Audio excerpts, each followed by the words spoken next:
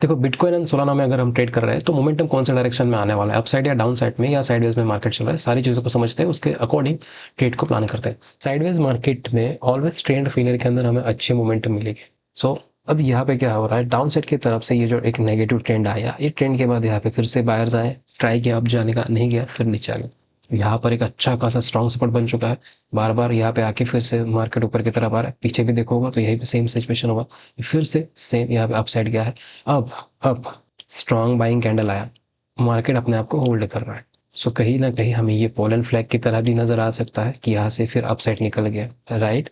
And यहाँ पर हमें एग्जीक्यूट किस तरह से करना है, साइडवेज के अंदर होल्ड कर रहा है। अगर हम इसको 1 और 4 और के अंदर जाकर देखें चार्ट को, तो 4 और चार्ट के अंदर हमें ना ये स्ट्रक्चर इस तरह से कुछ डेवलप हुआ है।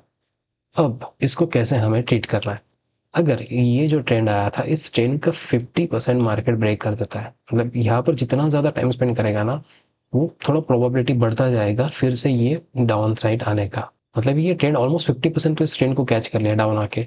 अब यहाँ पे फिर से ऊपर जाएगा, इसका चांसेस थोड़ा कम हो जाएगा, यहाँ से डाउन साइड जाने के चांसेस बढ़ जाएंगे। अगर इसको अप साइड जाना है, देखो डे टाइम फ्रेम पर ये काफ़ी बढ़िया स्ट्रक्चर नज़र आ रहा है कि यहाँ से ऊपर जाएगा, बट 4 आवर 1 आवर चार्ट के अंदर ये बीच में फंसा है, बीच में टाइम स्पेंड कर रहा है, तो नीचे उतर सकता है।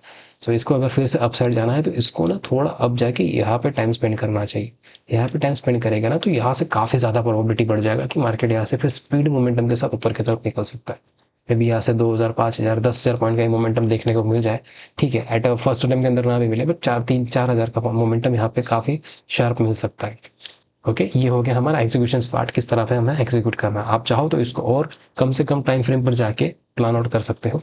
एंड ऐसे भी हमें बिटकॉइन के अंदर अगर ट्रेड करें तो कम से कम टाइम फ्रेम पे जाके ही ट्रेड करना चाहिए, बिकॉज यहाँ पे एक दिक्कत क्या है ना, वॉलेटिलिटी के अंदर ना छोटे जो स्टॉप लॉसेस होते हैं 300 400 200 पॉइंट के, वो इजीली हिट हो जाते हैं। और फ्रीक्वेंटली हम स्टॉप लॉस दे के ना, मतलब एक बार दो बार स्टॉप लॉस देने के बाद प्लानिंग सही होने के बावजूद भी हम राइट टाइम पे मोमेंटम को नहीं पकड़ते, और फिर मोमेंटम हाथ से निकलता जाता है। प्लानिंग सब सेट होने के बावजूद भी मोमेंटम हाथ से निकलता है, और एक टाइम के बाद हम उस चीज को एग्जीक्यूट करने के लिए इंटरेस्टेड ही नहीं होते, क्योंकि थक चुके होते हैं स्टॉप लॉस दे के। प्लान के अकॉर्डिंग स्टॉप लॉस भी प्लान करो, क्वांटिटी भी प्लान करो, उसके अकॉर्डिंग ट्रेड करो।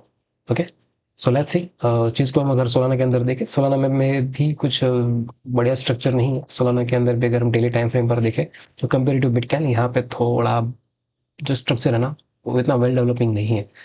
बिटकॉइन में ऑलमोस्ट एक यहाँ तक मोमेंटम आ चुका है, यहाँ से हम फिर ऊपर के लिए प्लान कर सकते हैं, बट यहाँ पर अभी नीचे की तरफ ही होल्ड कर रहा है। थोड़ा रिस्की जोन है, यहाँ पे ट्रेड ना करें तो ये बेटर है, क्योंकि यहाँ पे हमें कंफ्यूजन चल रहा है। अब यहाँ पे इस कंफ्यूजन का एक ही क्लियर सोल्यूशन है, मोमेंटम चाहिए हो तो यहाँ पर या तो एक डाउन साइड का एक स्ट्रॉन्ग कैंडल क्लोजिंग दे दे, या तो फिर भाई ये अप साइड का एक स्ट्रॉन्ग कैंडल क्लोजिंग दे दे। हमें क्लोजिंग का वेट करना है, स्ट्रॉन्ग कैंडल का। जिस भी डायरेक्शन में स्ट्रॉन्ग कैंडल क्लोजिंग होगा उस डायरेक्शन के अंदर हम ट्रेड प्लान करेंगे। अप साइड करेगा, ट्रेंड फेलियर रेडी हो जाओगे। डाउन साइड करेगा तो ये जो मोमेंटम चल रहा था नेगेटिव वाला, ये यहाँ पे होल्ड किया और उसके बाद कंटिन्यूशन नीचे की तरफ उतर गया। नीचे भी जाता है तो नीचे के लिए भी हमारे पास क्लियरली एक सपोर्ट एरिया है, ये रहा वो सपोर्ट एरिया 67 रुपीज के प्राइस का, यहाँ तक हम ट्रेड को होल्ड कर सकते हैं। अपसाइड जाता है तो अपसाइड हमारा इनिशियल टारगेट ये रहा, अपसाइड 90 to 95 रुपीज का अपसाइड हमारा टारगेट। बीच में मार्केट फंसा है, और एटलीस्ट ये जो जोन है ना, ये नोटेड जोन की तरह इसको लो, हो सके तो ट्रेड को अवॉइड करो इस जगह पर। सो आज के लिए बस इतना ही, देखते कौन सा प्लान हमारा एग्जीक्यूट होता है, उस हिसाब से हम ट्रेड को प्लान करेंगे। क्वांटिटी साइज के ऊपर काफ़ी नज़र रखना, अच्छी क्वांटिटी साइज को अगर आप अच्छी तरीके से मैनेज करोगे, सही प्लान होगा, सही प्लान के हिसाब से सही क्वांटिटी करोगे तो बड़ा प्रॉफिट बनेगा। गलत प्लान होगा, कम क्वांटिटी होगी, तो अपने आप छोटे लॉस के अंदर हम कट हो जाएंगे। So planning and quantity size दोनों चीज़ें काफ़ी इंपॉर्टेंट है, और यही ट्रेडिंग के सबसे बड़े कोर रूल है। Bye bye.